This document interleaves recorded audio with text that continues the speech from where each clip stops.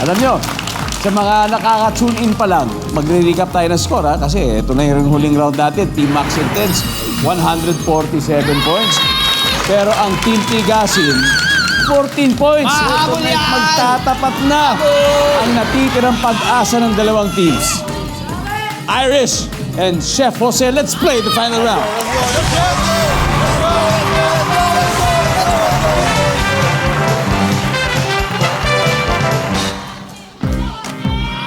Yeah.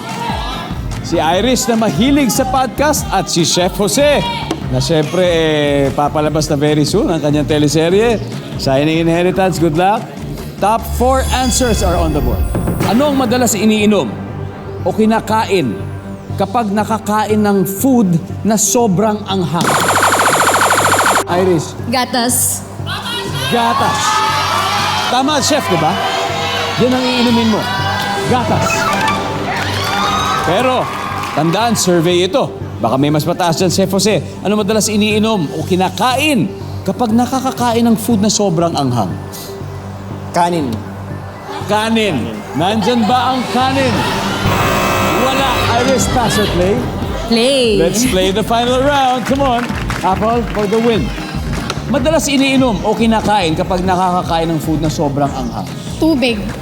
Tubig. Mahilig ka ba sa maanghang? Hindi masyado. Survey.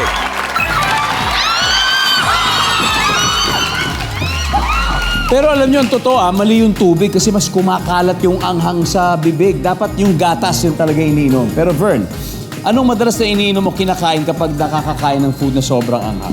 Asukal. Asukal. Sugar. Nandiyan ba ang sugar? Nandiyan ang sugar! One more to go. Mia, anong madalas na iniinom o kinakain kapag nakakakain ng food na sobrang anghang? Juice. Juice. Like juice rin lang. Nandiyan ba ang juice?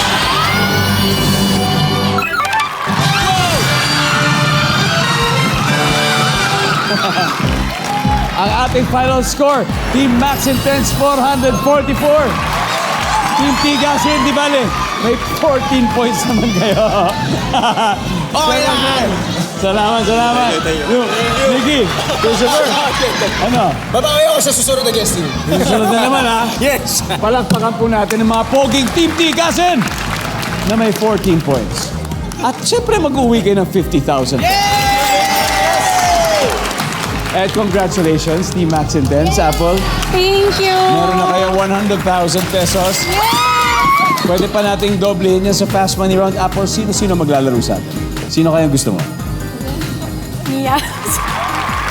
Okay, Apple and Mia. Naku, hindi pa tapos ang laban ng Team Max Intense. Sama-sama natin silang i-cheer sa Fast Money Round.